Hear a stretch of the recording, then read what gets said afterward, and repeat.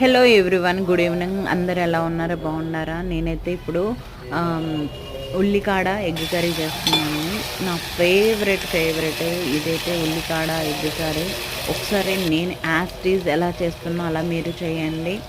First ఒక గిన్నె పెట్టుకొని అందులో ఆయిల్ వేసుకొని పప్పు దినుసులు వేసుకున్న తర్వాత అందులో కొంచెం ఆనియన్స్, ఉల్లికాడలు వేసి బాగా మగ్గనిచ్చిన తర్వాత కొంచెం కరివేపాకు, పసుపు, అల్లం వెల్లుల్లి పేస్ట్ మంచిగా కొంచెం బ్రౌన్ కలర్ వచ్చిన తర్వాత అందులో ఒక టమాటా, నెక్స్ట్ టమాటా ఉడికిన తర్వాత కారం, ఉప్పు వేసుకొని నెక్స్ట్ ఏదైతే ఎన్ని ఎగ్స్ వేయాలనుకుంటున్నారో అన్ని ఎగ్స్ వేసుకోండి.